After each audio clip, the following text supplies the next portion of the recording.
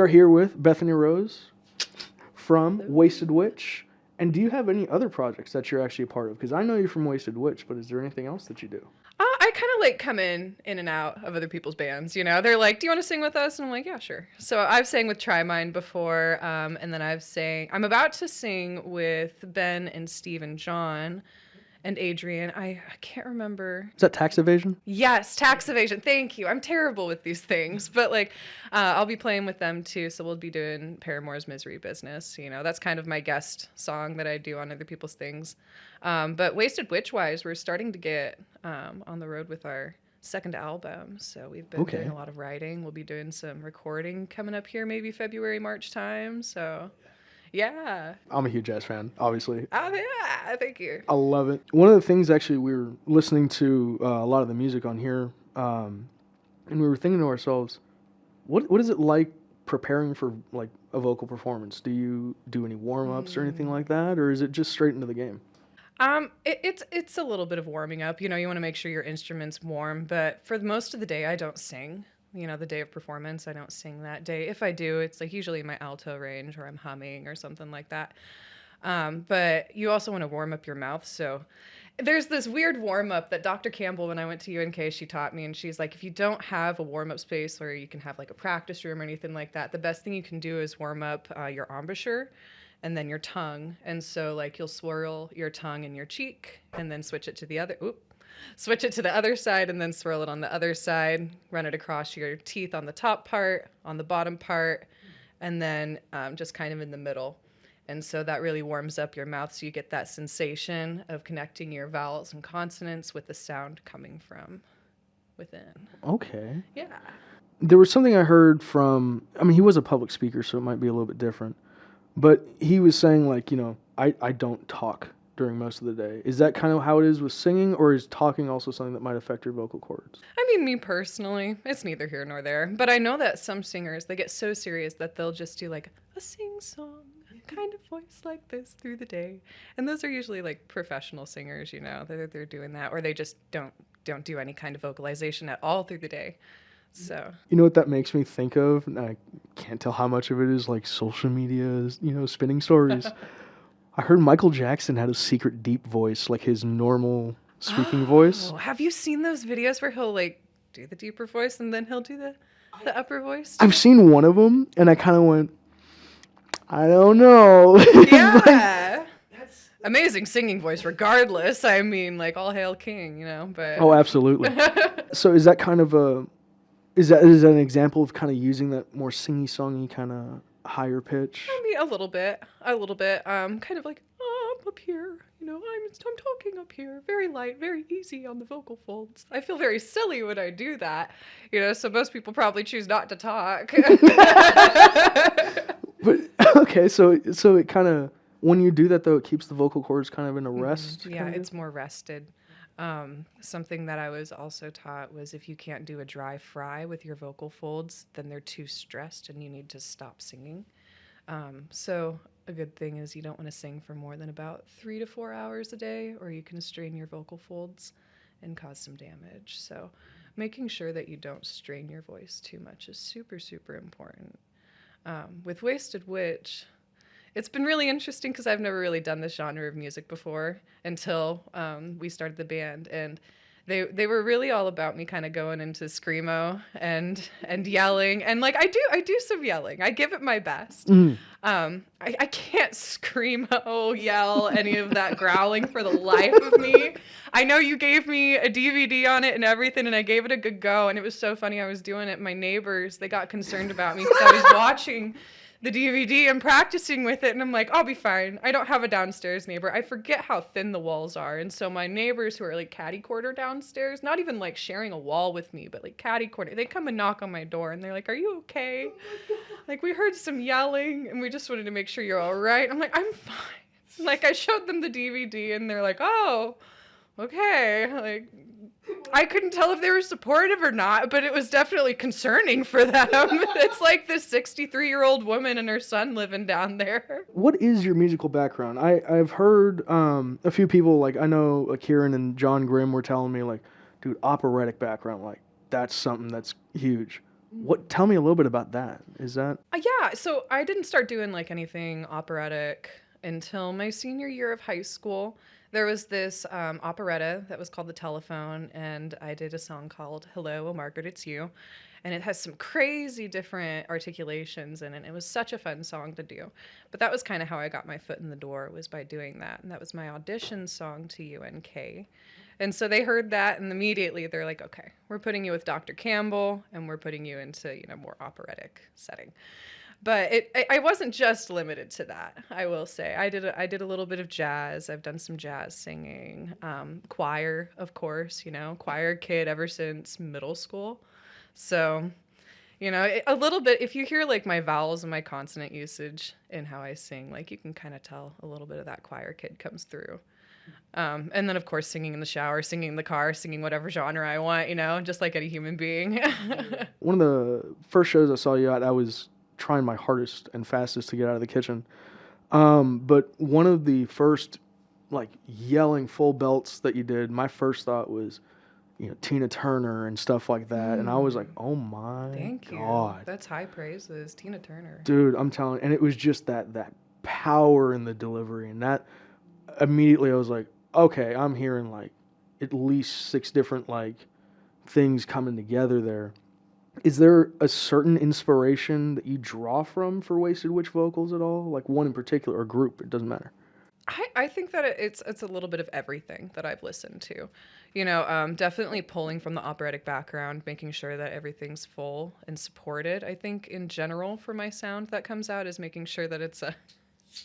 I was like, what are you doing over there? Sorry. No, definitely the operatic background, making sure my voice is supported. I don't know if I really follow one artist that I pull from necessarily, though. I give the lamest answer when I say this, but like I really think that I'm a mosh posh of a lot of different artists that I've listened to.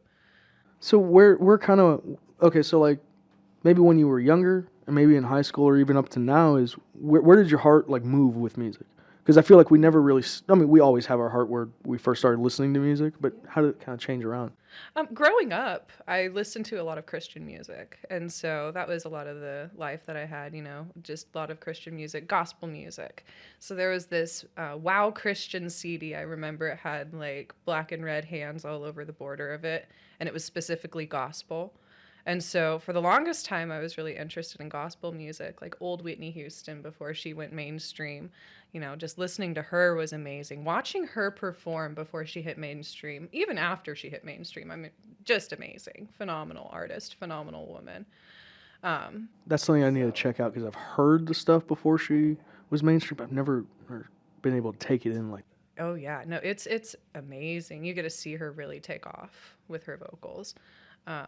But I think some of the inspiration comes from that. I mean, I don't do the gospel music, but I know definitely a little bit of the jazz and, deeper notes and stuff like that when I get into my alto range. I think I kind of derive from that space a little bit more.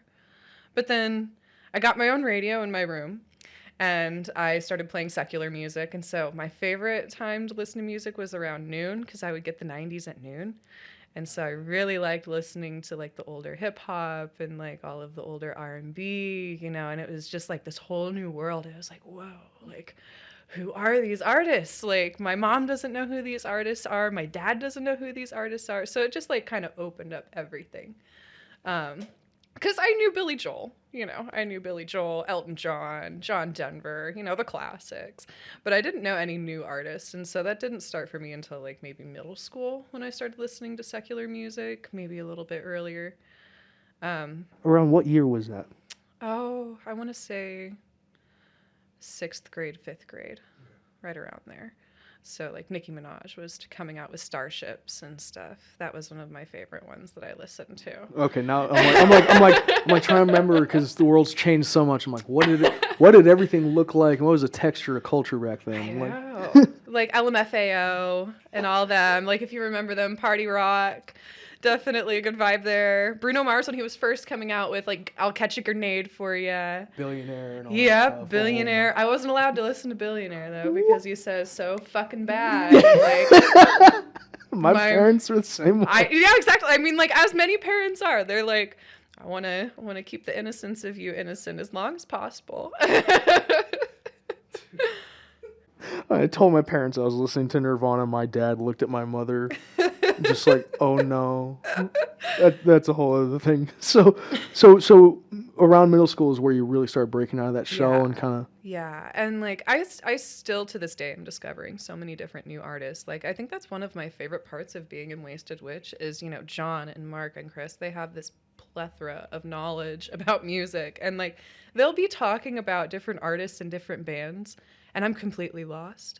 But I'm just listening and soaking it up. I'm like, "Oh my gosh, that's another one that I needed to listen to," or like that's another one I need to add to my list. So I'm like constantly discovering new old music, which is one of the coolest things. I feel like it I don't know, like there's some things like even in their days, like it was cool, but maybe it didn't really apply to most of the people, but like we listen to it now years on and it's like, yo, this fucks. Like this is It hits badass. in some other kind of way. Like it makes me feel some type of way. Oh my god.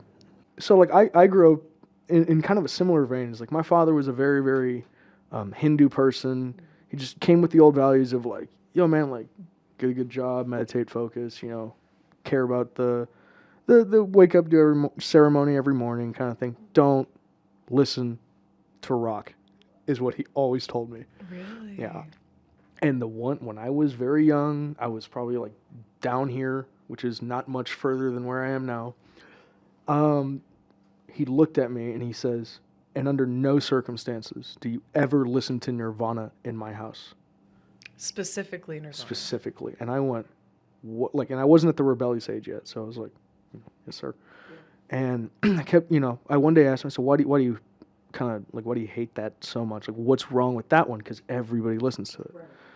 And he goes, it was such a, at the time it was a strange reason.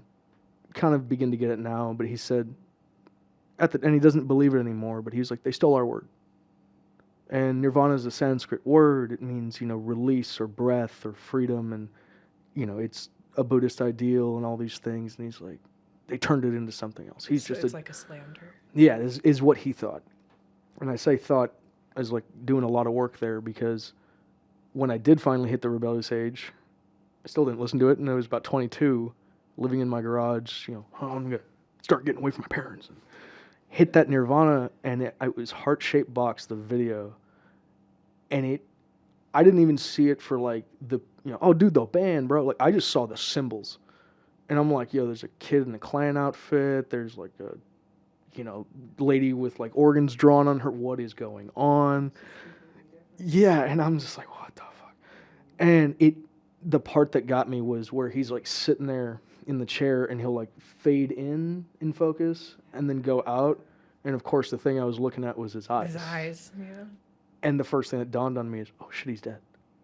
I was like, fuck. And so I was like, let me look him up.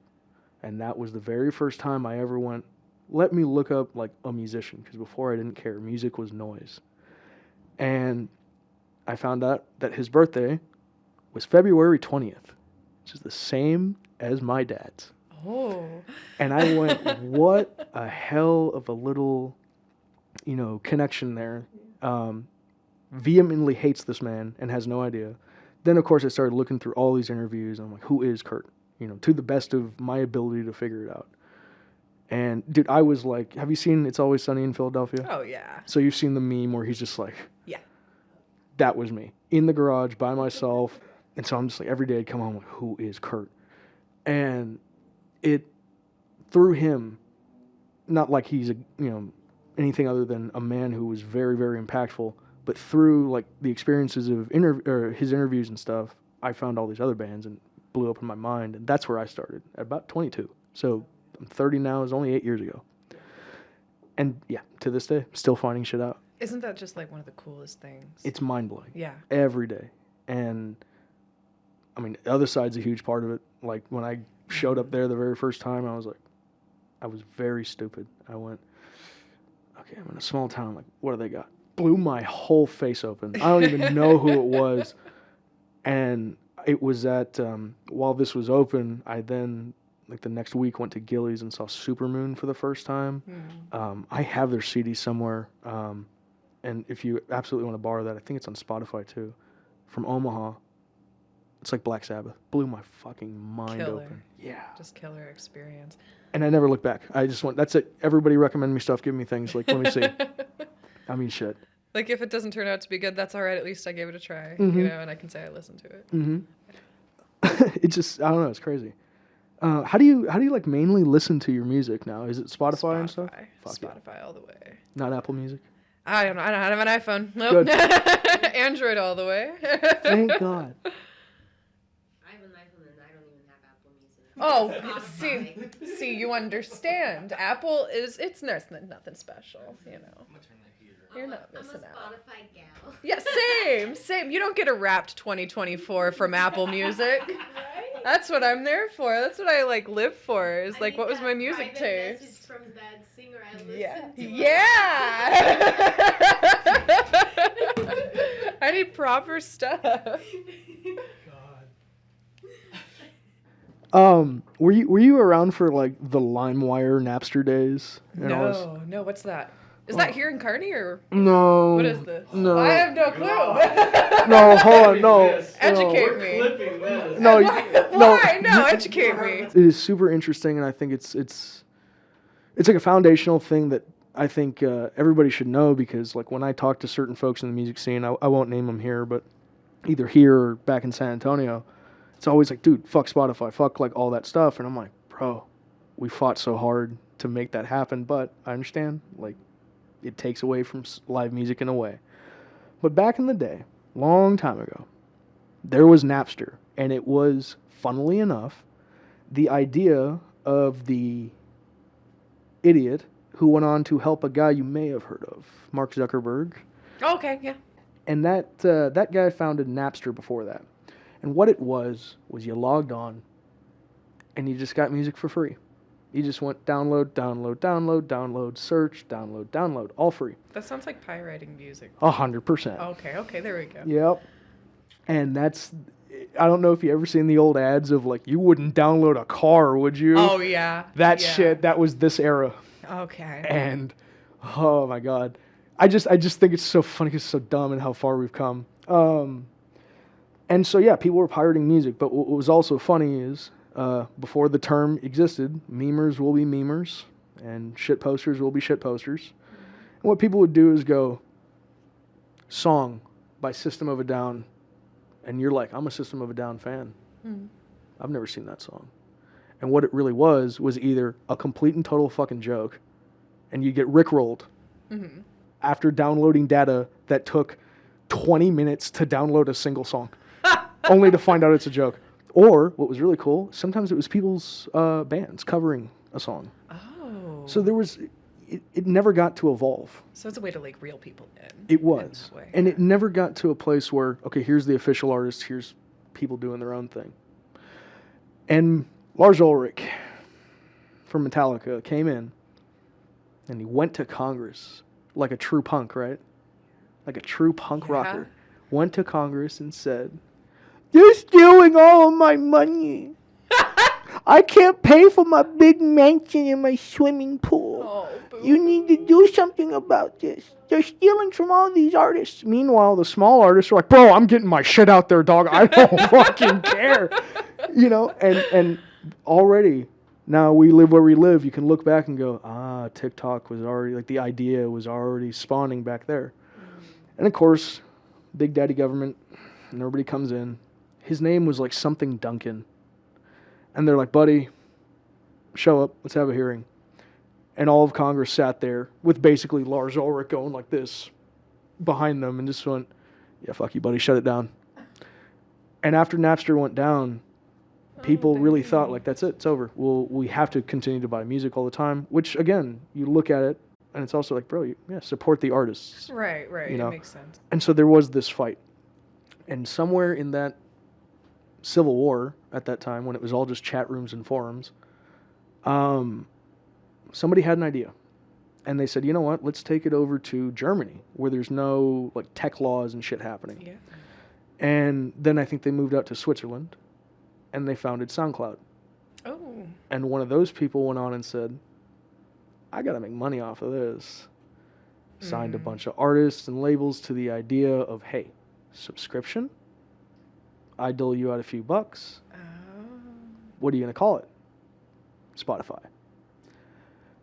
The birth of Spotify. And it is the direct track to the music world we live in today. I can understand why people hate on Spotify then. Like, I didn't know that. I understand. Don't agree. It's good for the It's consumer. good for the consumer, not so great for the artist. My heart will always, be with the local music and the small guy. It's not good for them to make money, but this might be a fucking hot take, don't fucking shoot me, is that Spotify was not meant, in my mind and in my opinion, was not meant for making money off of. It was meant for a vehicle for people to point and go, here's where my songs are. Go look at it here. And I don't really know because I'm not a touring artist. I have no clue. So I don't even want to speak after that because, folks will just go buy knockoff merch and won't buy CDs. And, I can just listen to that on Spotify. And that kills the wallet.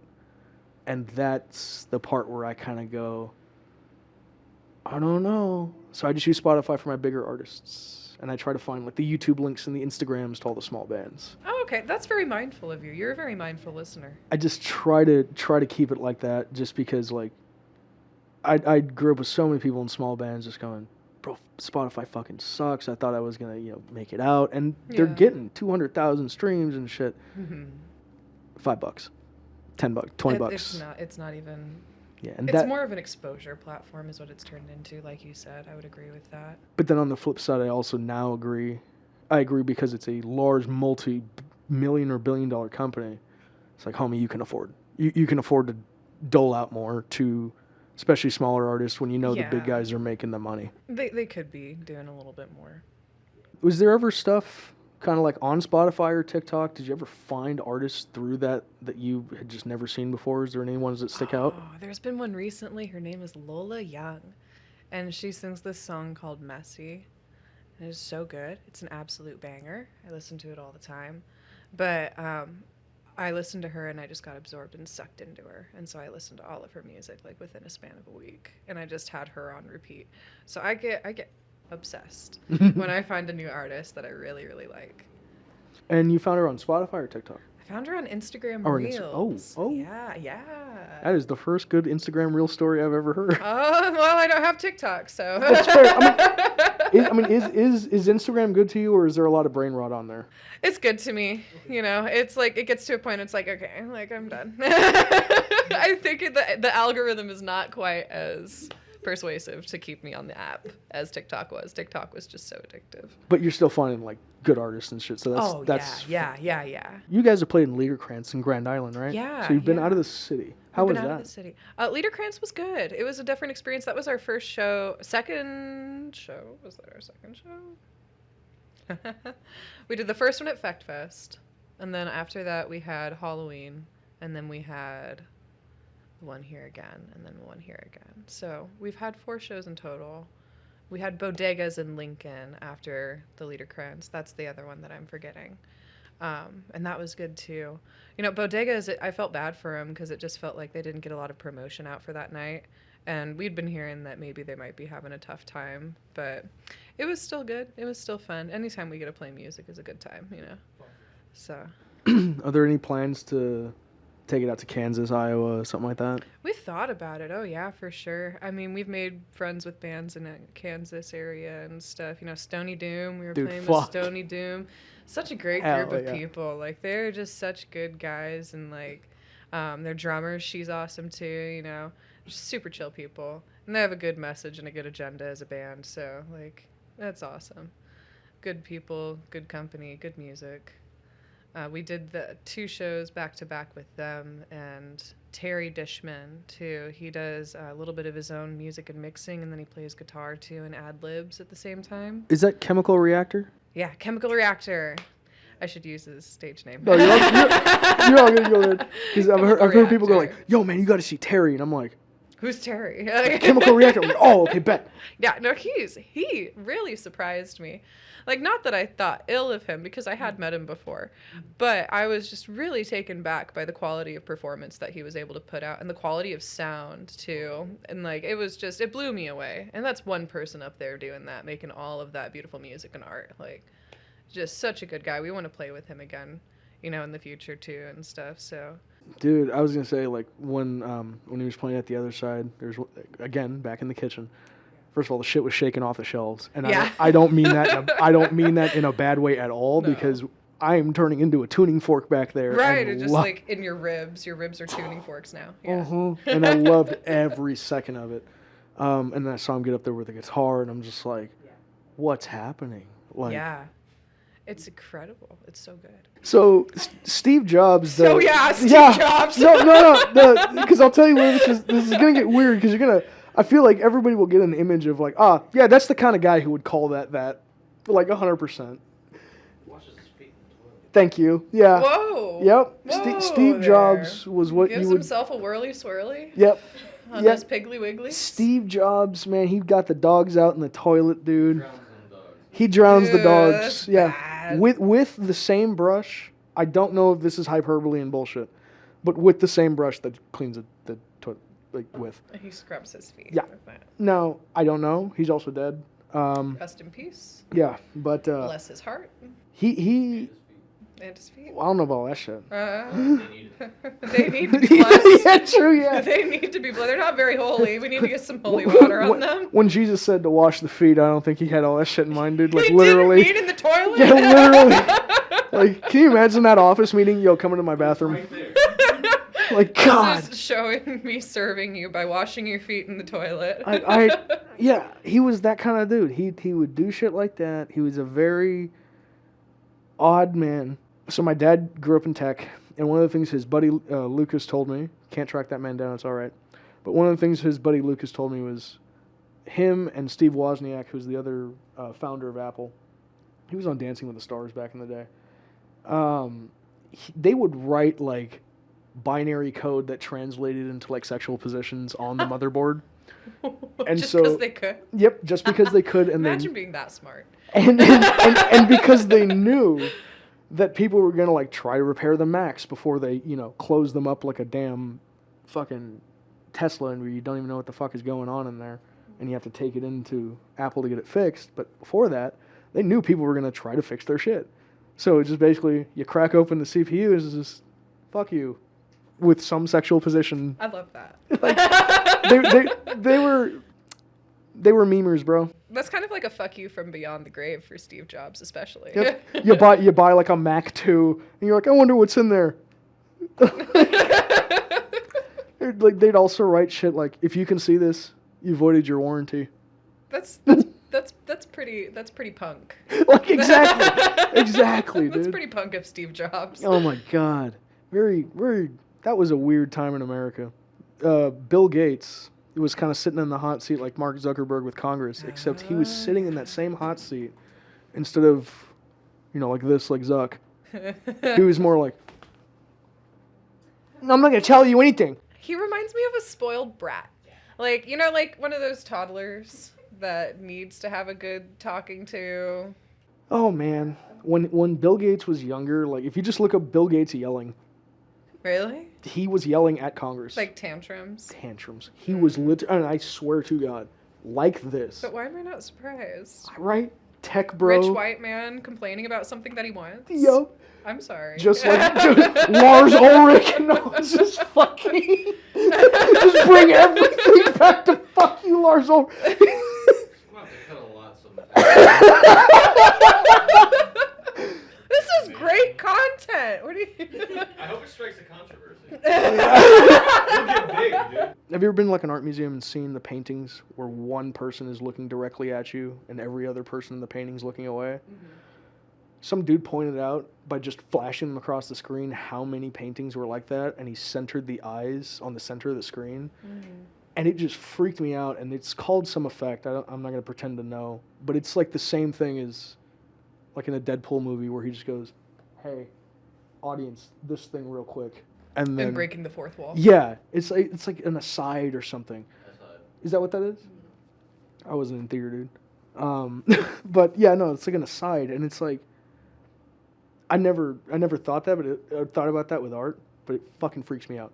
Like Yeah. I just And how intentional it is too that they did that. mhm. Like it is so intentional that they did that. Cause like I don't know, it's like I feel like it's kind of like a you know what this means Yeah. kind of thing, and it's just it like draws you in, almost like your psyche. It draws your psyche into the painting. Does it? In my opinion. Do you, I wonder if the idea also is to like make you feel like you're in it. Yeah. You know? Yeah. Make you feel as though you're drawn and pulled into that scene that the artist is trying to convey to the viewer. And I guess that also brings me to another point, like live music. Have you on stage or you ever been to a show where someone is just like and not like in a let me avoid contact. They're like getting in like people's faces and keeping this like eye contact with them. Is that something you do, or have you ever seen that before? I hate looking at people when I sing. I close my eyes. And I'm sure if you've ever watched me sing, you see me close my eyes for about half the performance. So that's something I need to work on. But when I was in theater, it was different because you're a completely different character on stage. And so I had no fear about that when I did opera, when I did, musical theater and stuff like that. I had no fear about looking people in the audience in the eyes because you really can't see them anyway. Those stage lights are shining so brightly in your eyes. So maybe that's my problem, is that I can see you guys when I'm singing now. But yeah, I don't know that I have had that experience because I haven't gone to a lot of concerts. And then I haven't been able to like really connect with an audience, I don't think, ever. Just because I haven't really been performing on stage that long when it comes outside of theater. Because when you're playing a character on stage, you don't really get to connect with the audience because that's not you on stage. That's, so-and-so. So I can't say that I have, actually. See, because like I've always found that kind of like the painting, it draws you in this very strange way. Like even if maybe I'm not a huge fan of what I'm listening to, and it's just like, oh shit, like you're obviously trying to say something, but it's like you are delivering it to me in a way that you guys understand up there. Whereas if it's my first time, I'm just like, dude, what is like. I don't know. I start to see like images when I'm listening to music, especially live in more intimate settings. It's like, what the fuck is going on? And I don't know. I've always found that to be a useful tool on stage. Is there any one of your songs that you think deserves like a particular intensity to connect with the listener on that, or like the viewer at a show? Probably the one that requires the most connection to the viewer, the listener, the audience would be Feel Again. And we haven't done that one live yet. But that'll probably be the one where I'll have to really try not to get emotional during it. Like, limit my emotions. I shouldn't say not get emotional, because there's emotion in all of the songs that I sing. But definitely Feel Again, because it comes from such a real place. And so that'll be really interesting when we do perform it on stage to see where it goes emotionally with the crowd. When it comes to the stage presence and the way you guys set up that whole stage, black lights, paintings, all that stuff, I remember when I saw you guys play at the other side, I was thinking to myself, just the way that it's set up at the right angle, it feels like looking down a hallway and just kind of, tunnel visioning on the stage and just going, kind of zooming back. And I was not high. I was not tripping. It was just the way the painting extends and trying to, in the shadow, I can't define what's going on, so it blurs out. Who came up with all that? Was that Chris? Oh, Yeah.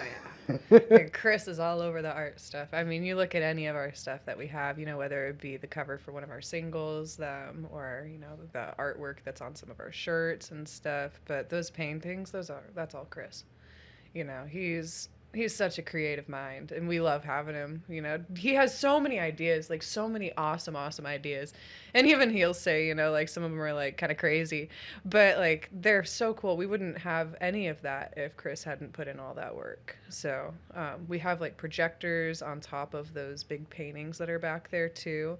So it's just got some kind of psychedelic visual going over the top of it, and then we have the black lights and the image on there. One of our songs, A God Complex, when we didn't have lyrics or like a song title picked out, it reminded us of like a crocodile, so we called it Croc Chomp. So that's why we have like the alligator behind on our painting visual that we have behind there. Okay. So yeah. See, that's the kind of shit I like to know, dude. Yeah. Dude, what's like, what is the most like balls to the wall like concept that you personally have heard like in a band meeting or at practice or something like that, where it's like, dude, if we did that, that would be fucking crazy. Like what? I mean, unless it's like, you know, classified information. No, it's so funny. So whenever we write a new song, like the way we start out by writing a new song is actually we just start doing our sound check and we start jamming randomly. And then we'll stop if we like how it's sounding and go from there. Well, we have a new song called Alice, and we've started playing it, you know, live. But before we had it fully written, we were just kind of going through the motions with breaking it down and seeing how we wanted to write it. And we tried so many different types of endings. We tried like a ska ending. We tried, you know, like going back to the chromatics again and like making that the melody, making that the chorus. We each had like our own little idea of how to spin. I was really pushing for the ska. I always do that in band practice just to kind of be a nuisance. But I think that was probably one of the more wild ones that we've had with trying to figure things out. We kind of genre hopped within it. So I am trying to get out of this. I think it's a bad habit of going, yo, man, love the music you remind me of. I don't want to do that. Not because I think I'm like anything horrible. Yeah. I just don't want artists to feel like or maybe just me, that I'm not putting them in a box. Oh, sure. But like when I see you guys on stage, it's taking me back to the 70s, stuff like that, you know? Yeah. And in just the presentation and things like that. But is it a genre fluid band? Or are there genres that you guys, without my input at all, is like anything about the sound? Is there a genre or genres that you kind of go, it's probably in here? Rock. That's fair. That's fair. But like, is it a grunge slant or? You know, I think you could say some of our songs have more of like a grunge punk feel to them for sure. Some of them have a little bit more of like poppy moments. You know, we kind of have the pop punk in there for some of our songs as well. I think maybe even some psychedelic stuff with like our intro things for sure. But I can't say, like, I can't pin down exactly what kind of genre we do because we have some jazz influence in there. We have some folk influence in there and some blues influence in there. So I think we go in there with the idea that we're going to make good music. And that's all we really care about. Good music is good music. Yes, exactly. Are there any kind of special things that happen like at band practice where it's like, I mean, there was literally, I knew a band back in San Antonio when I was hanging out with Good City Modern. They would literally do like a huddle and just kind of like put their heads together and just like, okay, 1, 2, 3, fucking go. And then do some stuff like that. Are there any little ceremonies you do at band practice? No? Summoning no demons, nothing like that? No. I mean, like, I'll bring sage or incense. You know, Mark has incense. I brought incense a couple times. I've saged us before a performance before. There you go. You know, like, just good vibes. I think that none of us in the band feed into superstition. You know, I think that's where a lot of that comes from. And, like, it could also be very bonding, too, to, you know, have that ritual and that routine of, like, bringing you together mentally before going on stage or before starting practice. But we don't do that. Fair enough.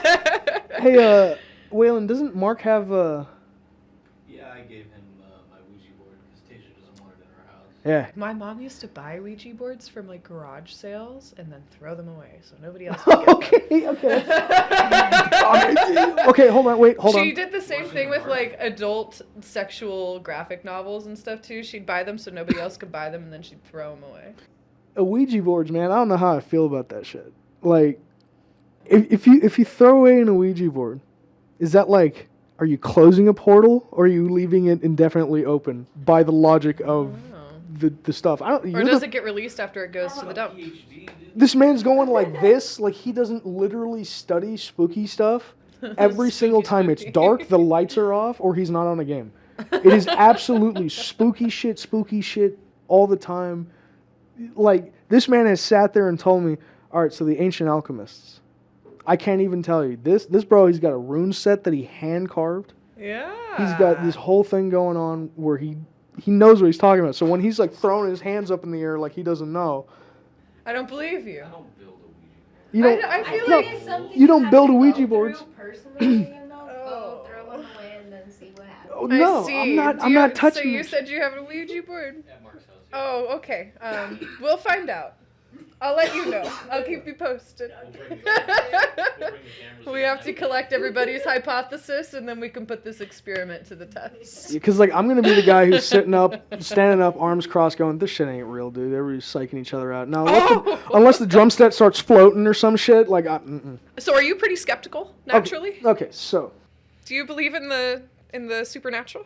Here's the funny part. Oh, we're getting. I've never had a Getting into paranormal the thick of it. experience. I love that shit. I want to go lock myself overnight in any abandoned building. He does not believe. He tries to find any logic, any reasoning. I believe. But the stories this man has been through. So, I've had experiences, but if you do it intentionally, I'm out. yeah, the old apartment I used to live in a long time ago, there was I fully believe that there was something there playing with my cat, because I would hear footsteps going down the hallway and then my cats would chase, and then I would hear footsteps going up the hallway toward me and my cat would follow, and then I'd hear clapping every once in a while, and then I'd wake up sometimes and in the morning my closet doors were open, like in the living room and stuff, and I was like so chill about it. I'm like, all right, like, hi.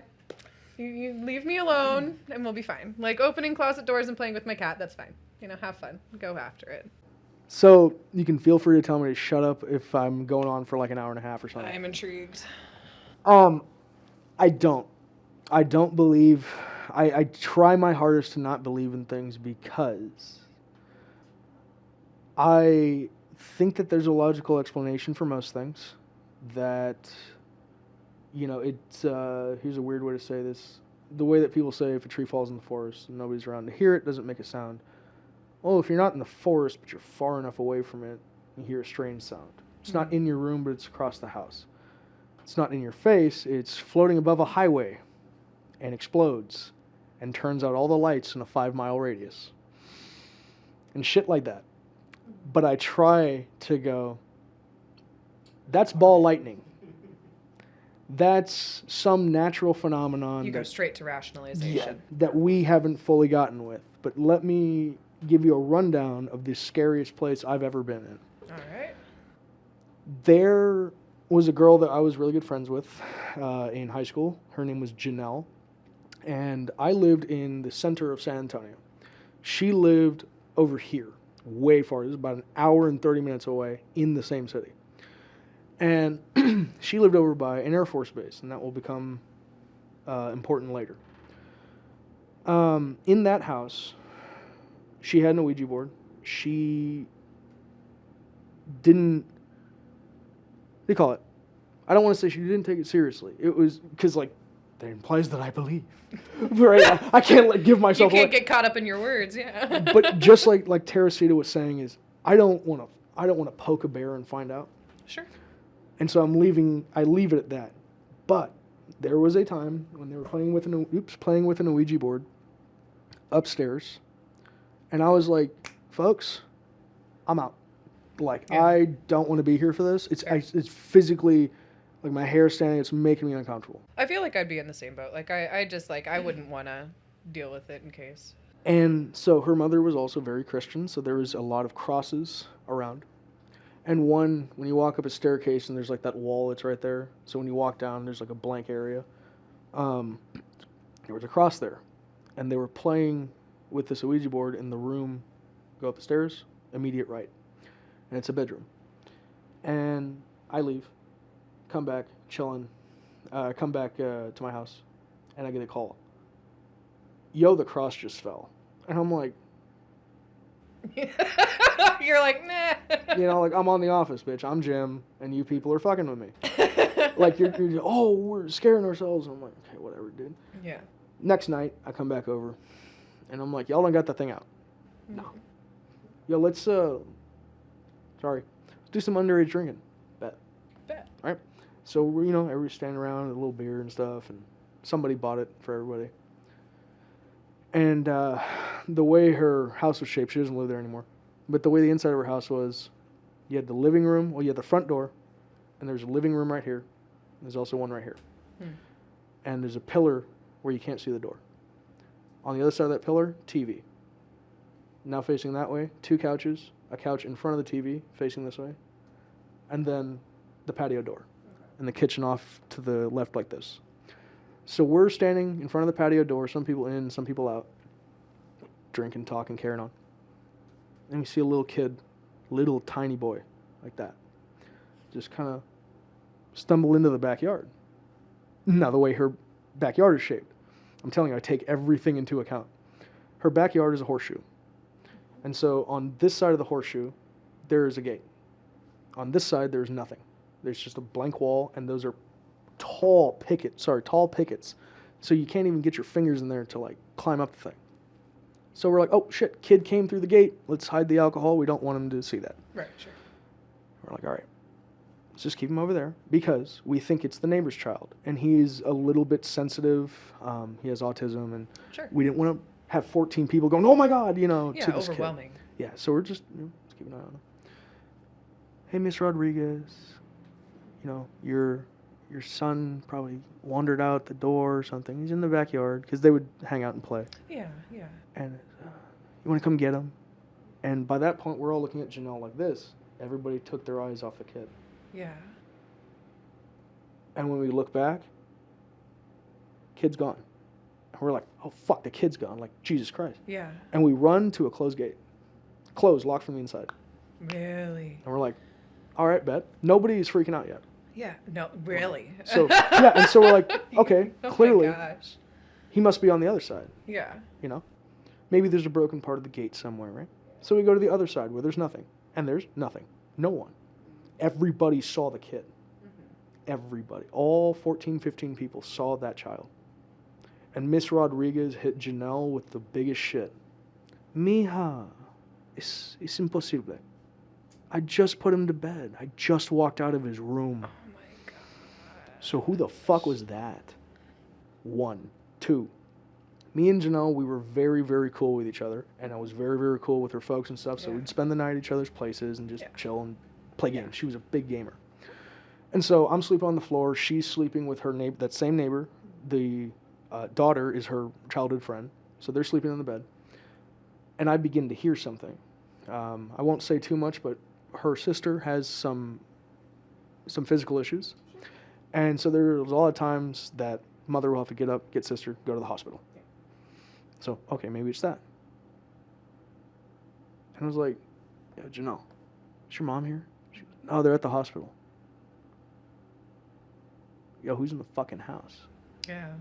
And then we start hearing the doors open. And now they're both sitting up in the bed going, what the fuck is that? And I'm like, bro, we got just a simple locked door between us and whatever the fuck is out there. 1, 2, 3, they have like shit in their hand. Open the door, nothing. And we're in a hall, we're at the back of a hallway. And we're looking down this hallway, void. Like that line from SpongeBob. This is not your average everyday darkness. This is advanced darkness.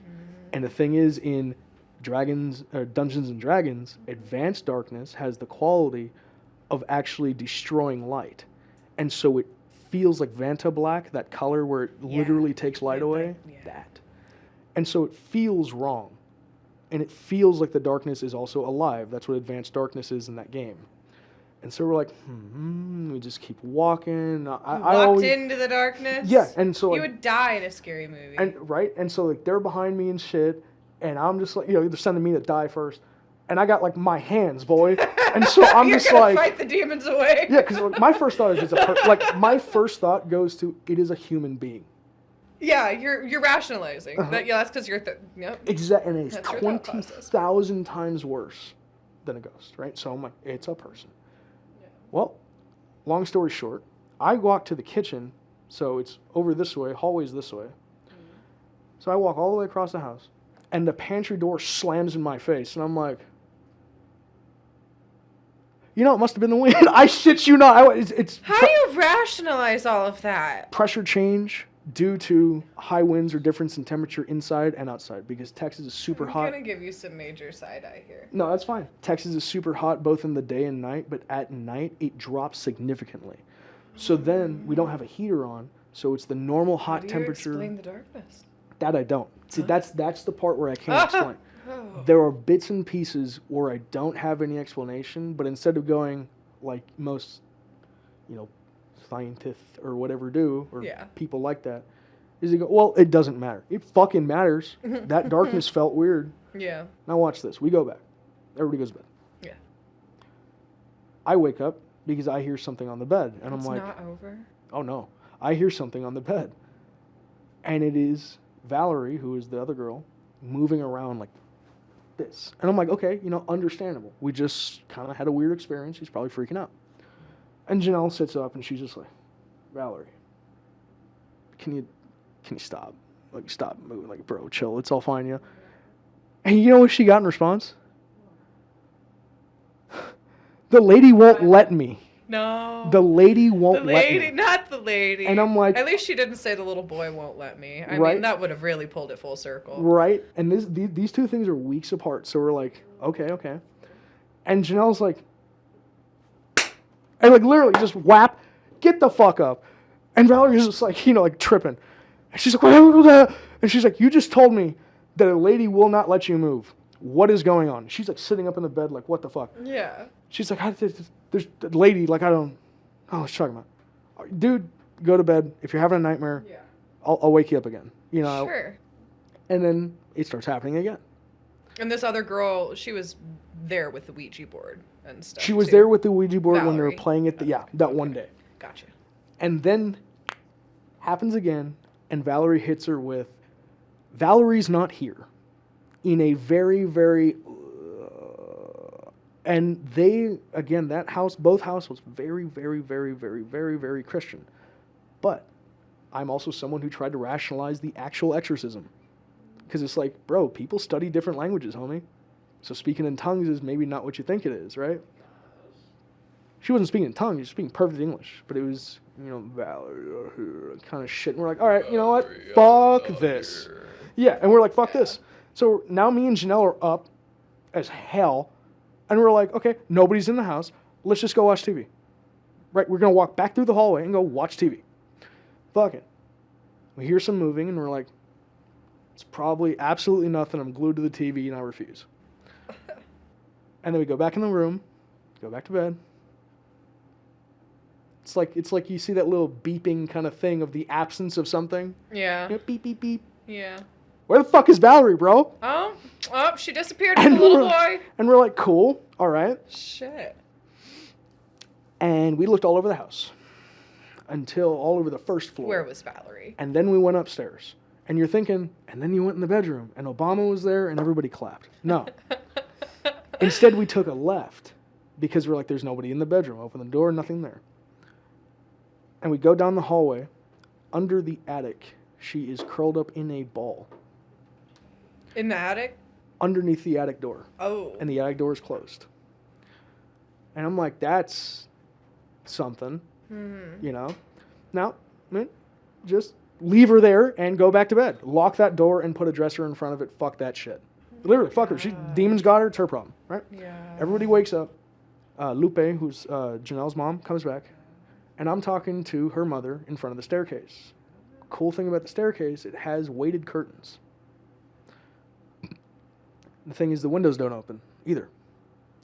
So how does a draft happen? How do you rationalize that Cannot. one? That one I can't. So we have two things. There's Two so many. things. Okay. The thing blows up in our face, and I'm like, these are weighted curtains, and she just goes like that and puts it back, and she's just sitting there looking at me like that didn't just happen. She's ignoring the demons. Like, if you acknowledge them, then they torment you more. Mm-hmm. And then I said, yo, dude, like, when y'all, because I don't just go, bro, I saw a ghost, right? Like, I don't want the adults to think I'm insane, right? And so I go, what was the house like when you bought it? Like, you know, like, really nice house. just, like, shit.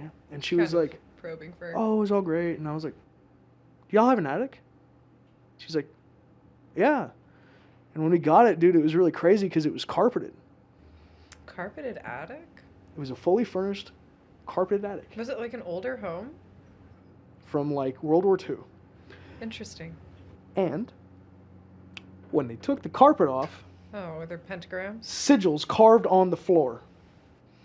Sigils of an unknown variety, and you best believe we went up there, flashlight, You looked at them. saw They them were- with my own fucking eyes. My gosh.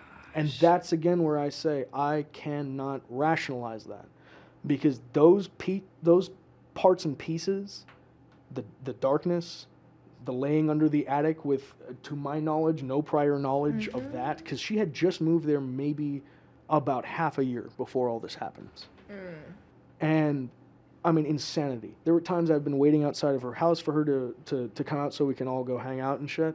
Like, me and other homies have been in my car waiting, and you see someone go like this from the top floor, and you just see the silhouette of a human being, and there was nobody in that house. That's so creepy. I could not.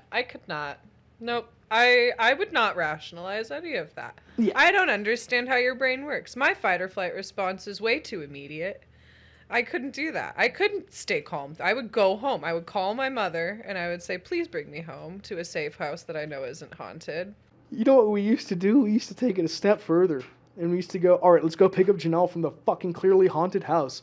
And let's go to the scariest place in town, which was... Would you guys scare her on purpose? Or No. Oh, okay. No. I was like, I thought you guys were going to say you pranked her or something. I don't know what, you know? Okay. I wasn't drinking or doing anything, like drinking heavily or doing anything. Like, nothing. I was just like, we'd have beer every once in a while and, like, you know, just want to get together. Yeah.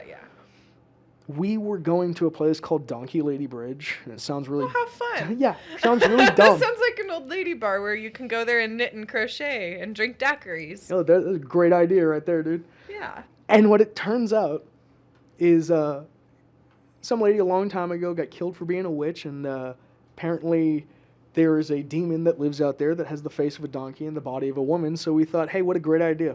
That name doesn't match at all what I thought it was. Yep. I thought there was going to be something way more benevolent and Nope. happy and positive. Nope, unfortunately not. And the deal is it was all lore until we went in there, and two things happened. This one's a short one. When we went in there, we go through the park because it's now a public park, but it used to be somebody's home in a forest. And there's her home. Did you go inside? No, I didn't. But behind a chain link fence, very, very tall chain link fence, like one of the baseball field kinds, there's a broken down house. And it's a very old style, 1800s. And that's her house. And my dumbass friends decided, yo, I'm just going to climb this fence. And I'm like, Because y'all you know are... the haunted house and Valerie being possessed wasn't enough. Yeah, right, exactly. Okay, I understand. Wasn't enough. And so then we're all coming back, and there's some terrain differences. It's like house, clearing, then you have to descend back into a forest. And again, that's the way we came. Right. And when we were looking down into that forest, there it is again. This is not your average everyday darkness. It's the darkness. And it felt like there was just this void where the trees were, and it's like there's something in there. Like living and closing in on you. Mm-hmm. And you know what we did? 14 of us took a step forward, and we heard a donkey. And I shit you not. Like, it was the most crisp, clear sound I have ever heard in my life. And mind you, this park is like 45 miles outside of town. We were up here at Janelle's. This place is down here. south. Oh. And so we're way out of the city in the Yeah. darkness. There's no city lights, no pollution, nothing. And man, we all picked up rocks because I had to basically tell people it's one of two things. It is either people dicking around with a Bluetooth speaker and a phone, Yeah. or it is exactly what we think it is. And in that case, there's no way out of this one, dude. You know? You're dead. Yeah. And so we all walked through the darkness. Yeah. And this is where it gets funny. Some bright-eyed, scholarly individual decides in the back of this group of people walking in a line, I don't want to hold this rock no more, fuck this. Didn't say nothing to nobody. Throws the rock, hear a noise, the entire crowd Scatter. starts charging. And there's ghost, fuck him.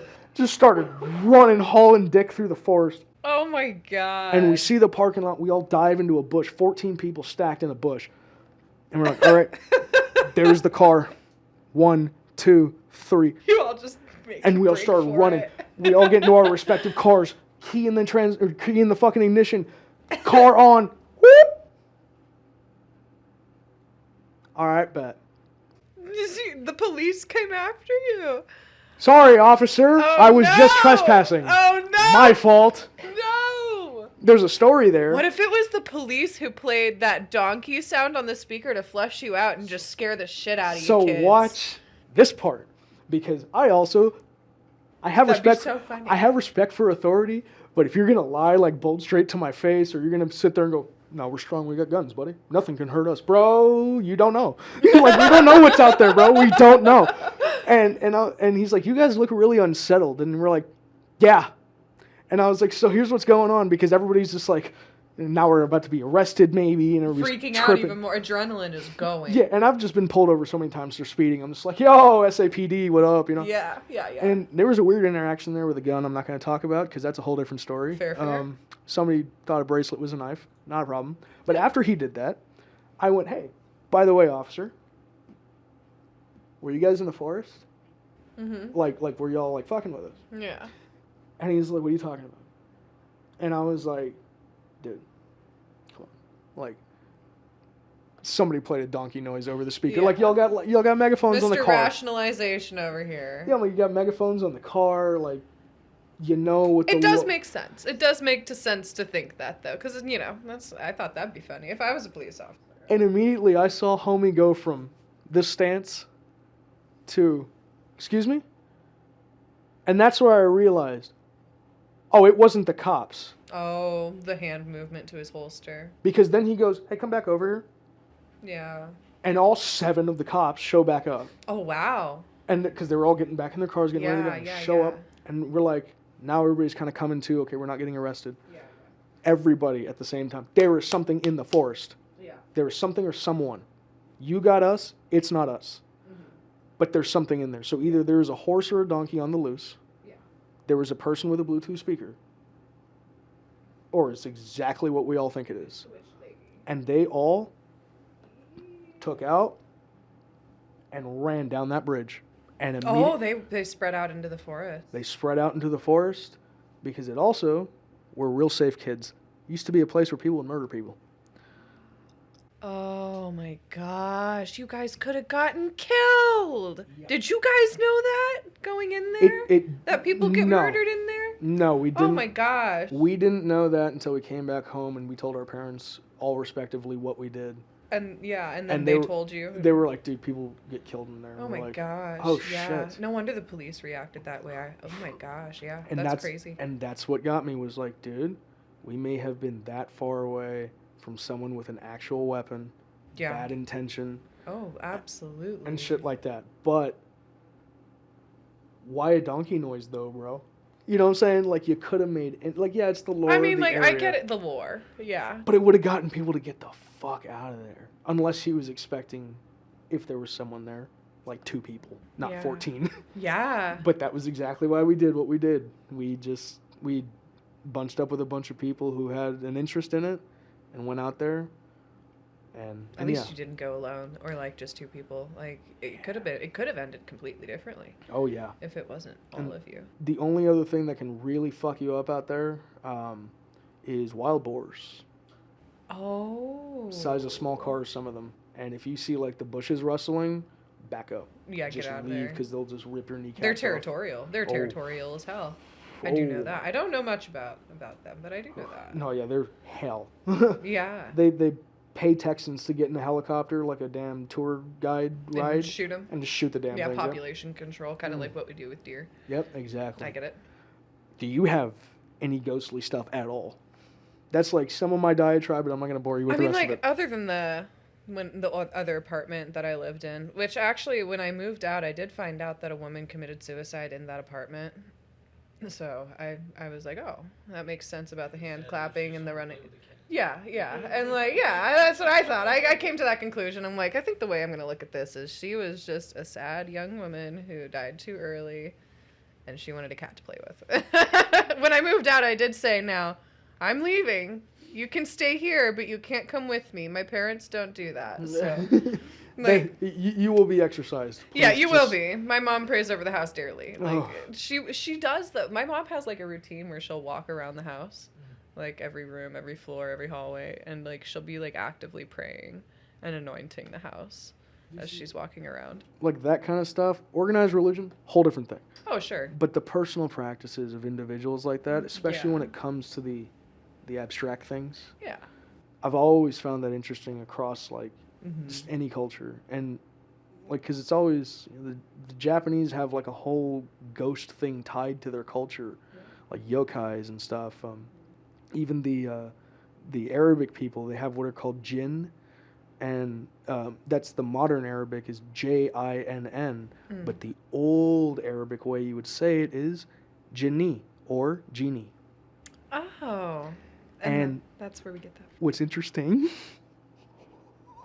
I love this about, so we got ghost hunters here, right? Guy walks into a scary building, probably taps his foot against something, screams, scares the shit out of himself, right? That's our ghost hunters here. Yeah. They're ghost hunters. They go in a building and a whole ass door slams.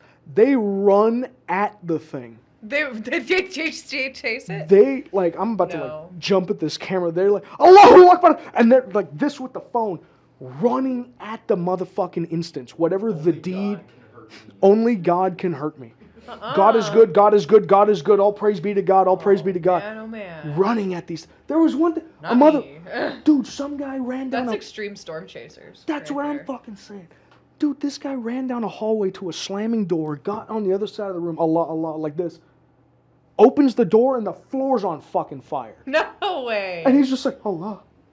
And he's kind of like, more of like a, I'm fucked kind Yeah, of thing. like- And he just like crawls out a window. Oh my god. And I'm like, you people are insane. That takes some balls. That takes some major balls. Or like no fear of death. Just no fear of death at all. And I mean, like another thing too, and honestly, that's what I should be looking up on Red Note, is the Chinese ghost hunters. Ooh. They take it a step further if you like Wait, cussing. further than that? Further than that if you like cussing. Oh. They run at the thing, whatever the deed is, Mm-hmm. they go running towards it. You goddamn motherfucking cocksucking piece of shit whore! and they're standing there wherever the thing was happening. Fuck you! I'll eat your ass!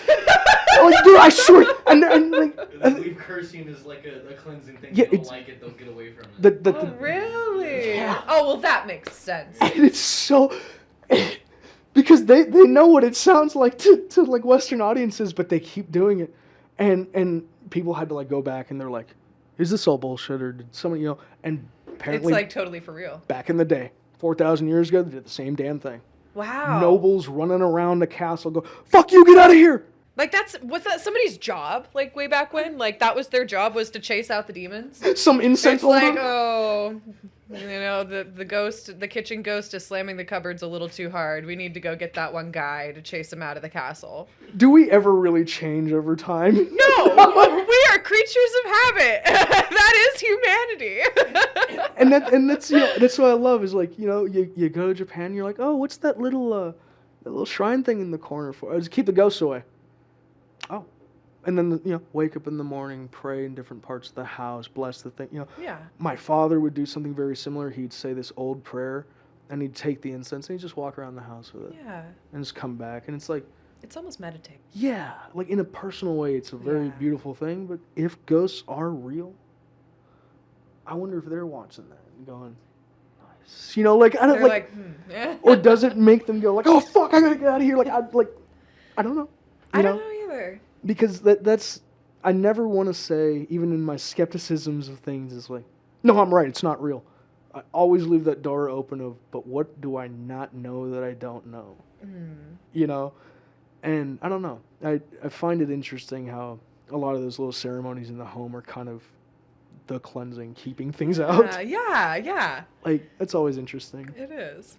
There's another bit of lore that comes from Mexico and just a lot of Central America. What is your opinion of owls?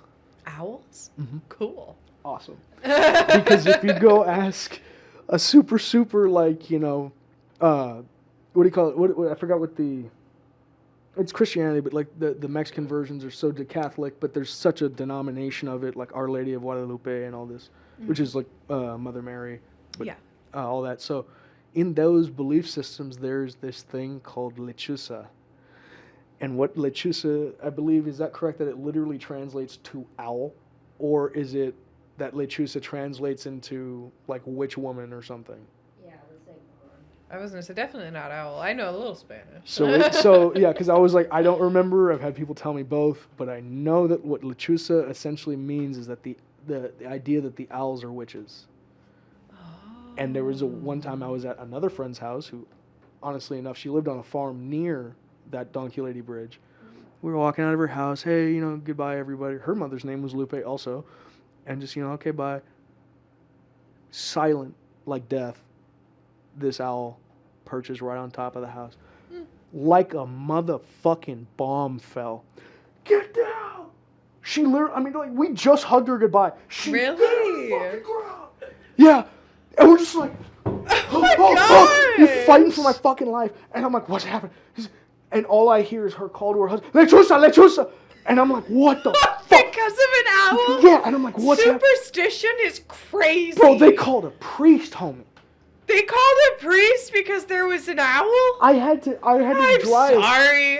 45 We've dissected owls. We know what owls are. We know birds are real. But the first of all, I love that. But it was like the idea that, like, it's not all owls, but it's like that damn bitch takes the shape of an owl. She's impersonating them, and if they show up at your house, it's because they know. Wait, so it's not all owls. It's not all owls, but the But it's idea. just some owls. But the idea The logic is you is might as well logicking. just fucking stay away from all of them. Bless her heart. Oh. And it is such a like, and I'm not making fun of it because to her It's very real. it's It's very real. It was real. Yes. And I mean the mania, and I don't mean that like, oh, you're just being crazy. No, but the manic For in her her to eyes. react that way, she truly believes She that was trying to save you our could souls. be in danger. Yeah, she was trying Yeah. to save our souls, and I can't fault Absolutely. anybody for thinking that. Absolutely not. But Yeah. man, was I in a panic, and I just went, it's a fucking bird. And then that's where they explained that to me, and I was like, oh, that's like, I mean, it goes back to like native stuff, like native to the whole area, deep lore, which then feeds into the Wendigo and stuff like that. And is the idea of the Wendigo as we usually know it, like the deer-headed ghost forest person, is that like wrong? Wendigo and Skinwalker. That's what I was thinking of. Mixed up a lot. The Skinwalker is the I'm gonna take the Shapeshifter. shape, yeah. Whereas the Wendigo is like an evil spirit that comes out of cannibalism and like disease and filth. Hatred and shit. And it turns into like this inhuman, like on all fours, kind of scrawny, long thing.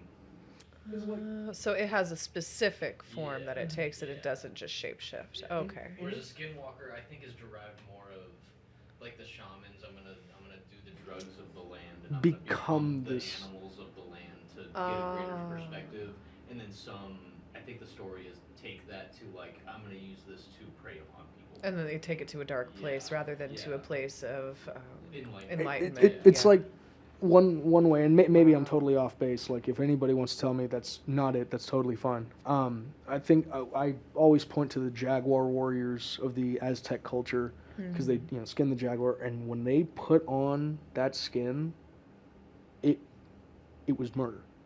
It was absolute murder. It was Like you were talking about theater, you become the predator. Yeah. You become the Exactly. You would act. completely embody the nature of that animal. the way and it that is what you moves are. and The shit The on way the you ground. react to it, how, when you see it out in the wild, you're like, oh shit. Yeah. You know, become that idea. Become like water, Gotcha. become like this, become like that. Yeah. I mean, dude, and I don't know when like the Skinwalker.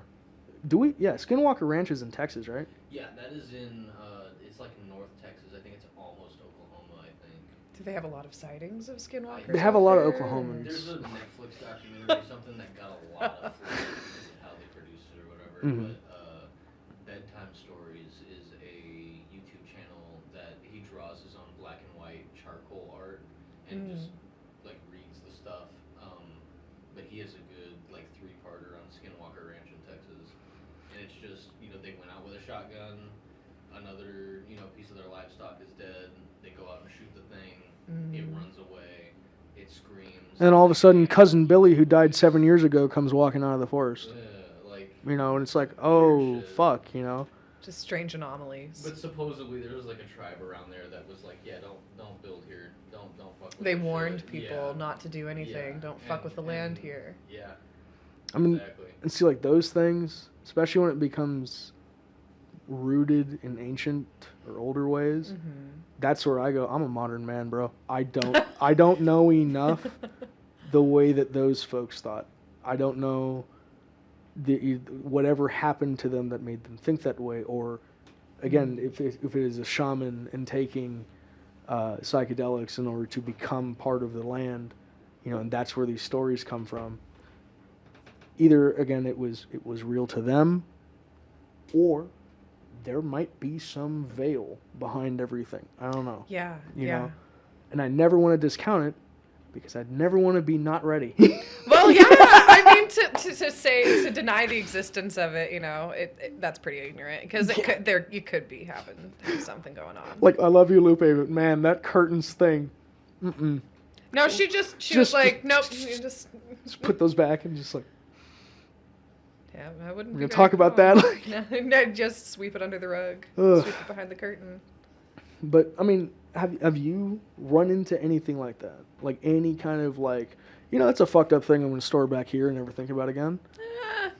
No, other than that, no. Damn. I lived a pretty good. I don't go into dangerous situations, kind of things.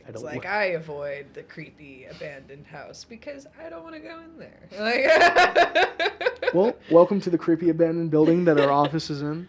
I know. Oh my gosh! No, when we came in here before, it was really creepy. I'm not gonna lie, but it's a cool kind of creepy because it's a safe creepy, and I know that I'm okay here. Is it not safe creepy? The 3rd floor is a little weird. The 4th floor is where the rituals happen. I'd like to peek. Because I was gonna say, because Floor. they've been upstairs, they've seen all the rooms and stuff, but were y'all here in the dead of night kind of thing, or was it during the Oh, day? it was like sunset time. Okay, because being blinded by the light on the stairs. So yeah. I remember that. The 3rd floor where that office is, where you guys took or that little where the seats the are. waiting room. Yeah. That floor, Uh-huh. advanced darkness. It does have an eeriness to it. I will say that because when we got up there, it was just like it was like, And there's interesting. that locked double doors, bro. Don't know what's back there. I know. Been freaking me out. I want to know. Did we tell you about the little girl? What little girl? Oh shit, we didn't tell her. She doesn't know about the little girl. What was the name of that organization? The Daughters of Job, Daughters of and my Job. mother was a part of that. They wear white dresses. Yeah. And Yeah. they have not operated here in Not to 20 that Oh, same years. capacity. time, yeah.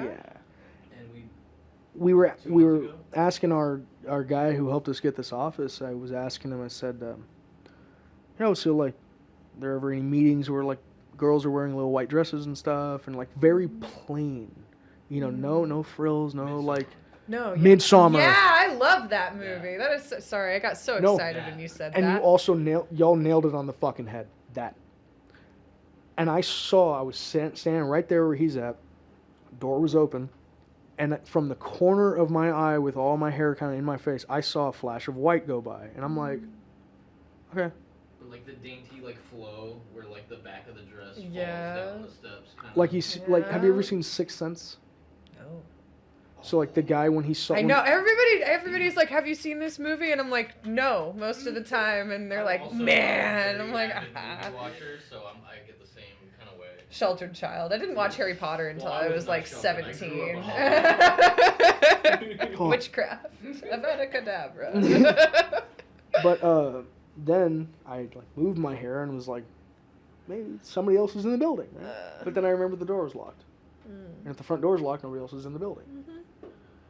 Just And- you and the ghost. And then I saw it again, and this time I saw plain white dress, brown hair. How are you still rational? You know that the door was locked and it was just you here, and you see this little girl's Other dress. people have keys. Yeah, my You're Oh, hugged or thanks. something? You're.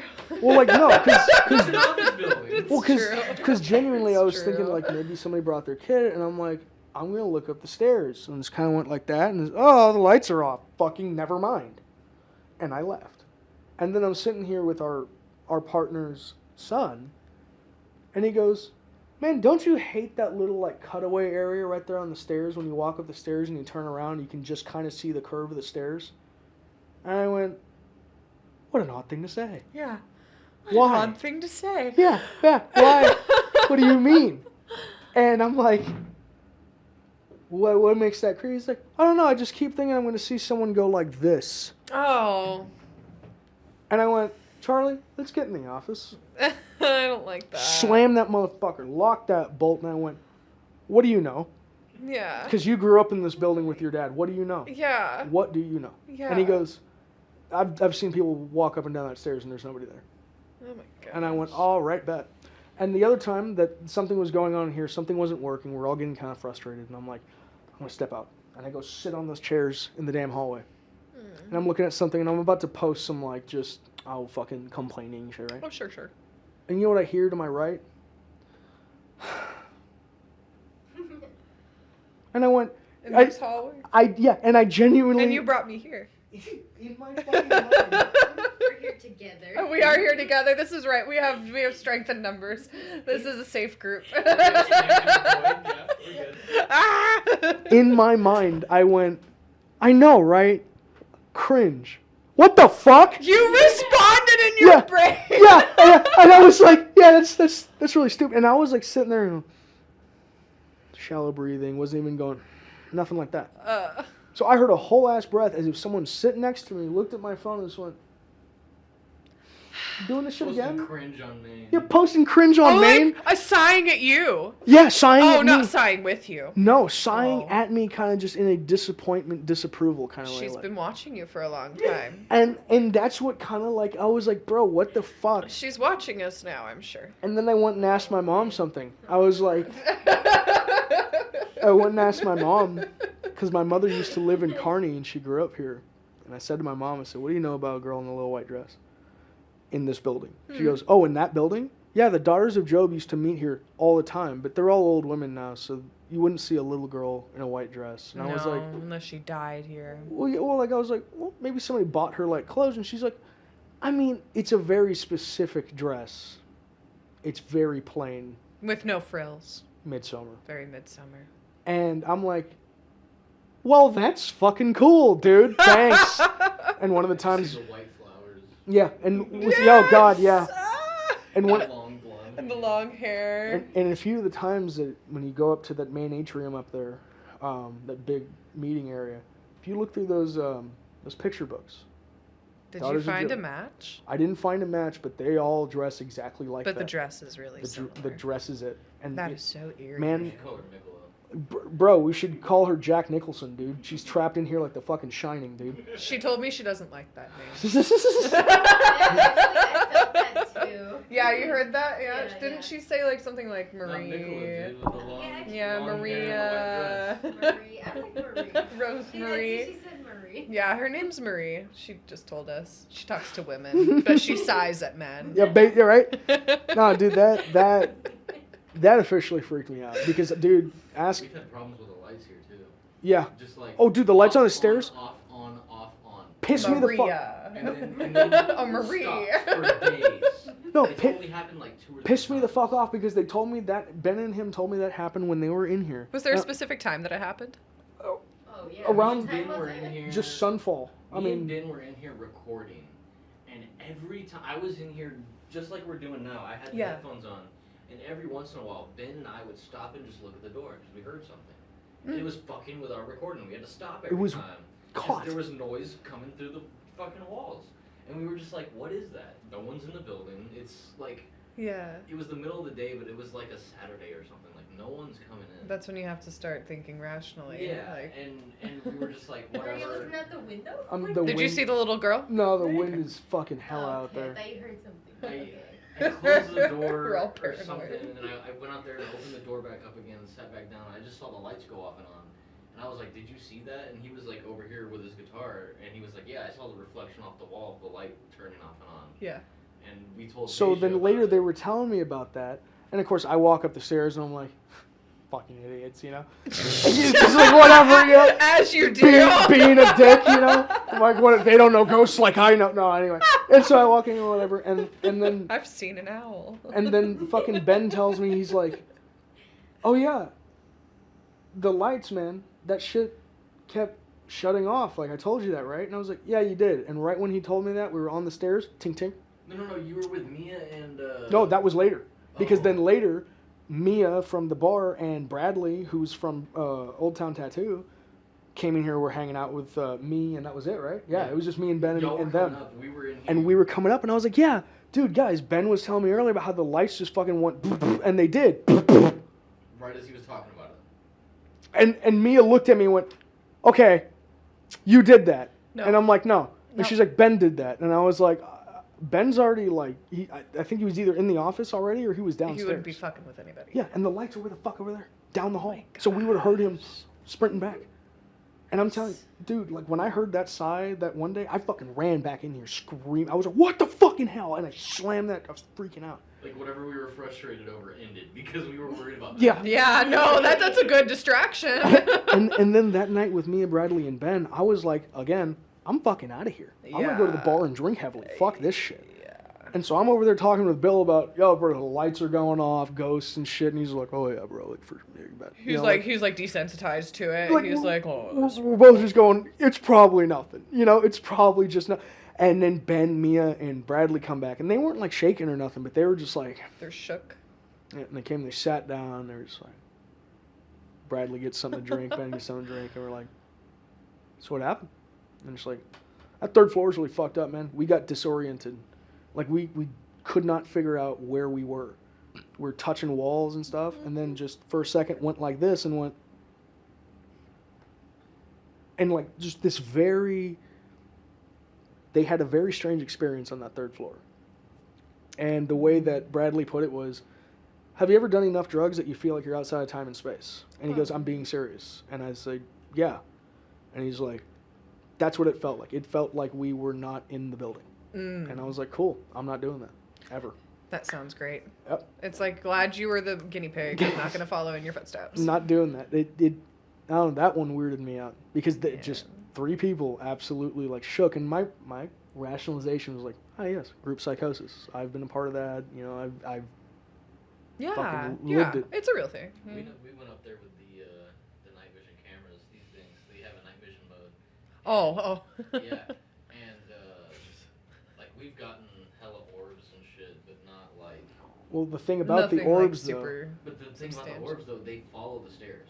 They it's like someone walking down the hallway, They going like this bob. with a briefcase, and just walking down the Like- stairs real quick. like they bob, like they're like imagine Like a in head. video game. If you were Yeah, walking down like the your stairs, head but you haven't bobs. rendered in for the other person, so all they see is your little name Oh. going down the stairs. And That's that's how- creepy. Not following the wind, not a piece of dust falling, not No. a bug flying around. Deliberately in a With- certain Deliberately pathway. Exactly. through With purpose. pathfinding, yeah. Oh my god. And Weird shit. there's a whole bunch of recordings that we have on the hard drive of those, and I mean it's just very strange because they just set up a camera up there like all fucking night in the hallway. Oh, right here. Right And here yeah, right outside, here, too. because We were about to leave the office, and it was around this time, and we were like, okay, I'm gonna leave a fucking. I put the cord through the mailbox hole and just set the camera out all night Mm-hmm. because some weird shit was happening. Yeah. Like, dude, yeah, and again, that's the breadth of at least my shit is that I've never seen. I mean, unless you want to count that little boy, which again I don't know what the fuck happened there. Maybe a kid, Hat maybe. Man. Oh, I worked as a CNA when I was in high school, and I would work on the night shift, and they would talk about the Hat Man. And so we would have, there was a saying that they usually go in threes. So when people would pass away, they would usually do it in threes. And Sign of intelligence. so yeah, so it started with, usually we had this one resident. She said that she saw a little girl, and she's like, I keep seeing this little girl here. And so we're like, oh, maybe just dementia, sundowning. But no, but then one person passed away, and then another person passed away, and then another person passed away, and then the little girl was gone. And so that's probably like one of the creepiest things I've heard. I haven't witnessed anything, but that was like one of the creepiest things that I'd heard of happening. Nursing homes at night on the night shift, when you're working a double shift, like I would work evenings into nights, so like a lot of hours, and I'm 17 years old, it gets spooky. So I'm really jumpy naturally, so my friends would come around the corner and scare me on purpose, so.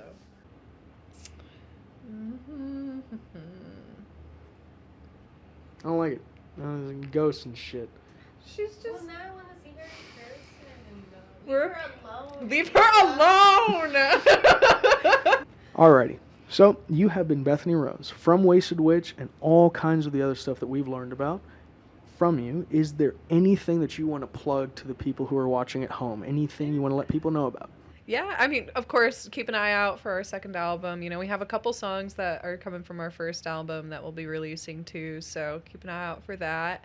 We have a gig coming up here with Beast Eagle and the Dinks on May 16th here in Kearney at the other side, and then we will have another show coming up here possibly in February too with Allison and Steven's band and stuff, so we've been trying to get something set up with them too, so keep an eye out. We'll be around.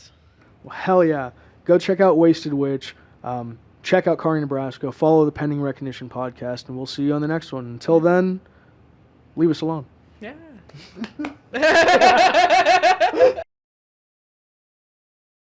Lars Ulrich, dude, I fucking hate you. I hate you so fucking much, dude. I cannot tell you, like, I hate you.